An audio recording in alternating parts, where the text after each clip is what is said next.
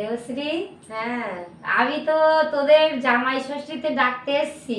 তাই? আমার বাবা কই? ওই তো ওই ঘরে আছে। তা আমি ওই মনে করছিলাম যে সকালের দিকে আসবে তোদের বাড়ি, আজকে সারাদিন আমার দিদি ভাই দাদা ভাইকে নিয়ে সময় কাটাবো। কিন্তু দেখ না, সেই সারাদিন আজকে ছুটির দিন, রবিবার, কাজ করতে করতে সারাদিন কেটে গেল। তা আমি এখন আসছি, আমি কিন্তু বেশিক্ষণ থাকবো না, আমি এক্ষুনি চলে যাবো। থাকো থাকো, একদিন থাকো। না, একদিন না থাকবো থাকলে না। হয় নাকি?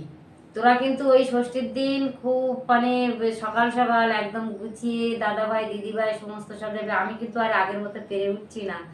তোরা কিন্তু গিয়ে সব কিন্তু গোছাবি, কি করবি আর কি কি খাবি দাবি আগের থেকে জানিয়ে দিবি, আর লিস্ট করে আমি কিন্তু কেনাকাটা করব। আচ্ছা ঠিক আছে। আমি ভাবছিলাম আমার এক সপ্তাহ বাকি আছে, মা তো আসছে না। মা তো কোনোবার মিস দেয় না, এবার তো দেরি হচ্ছে কেন? তা ঠিক আছে, তুমি এসছো, আমার খুবই ভালো লাগছে। এই দিনটা সব জামাই মেয়েদের জন্য একটা স্পেশাল দিন। বন্ধুরা, কাদের কাদের বাপের বাড়ি থেকে নিমন্ত্রণ এসে গেছে অবশ্যই কমেন্টে জানাবে কিন্তু।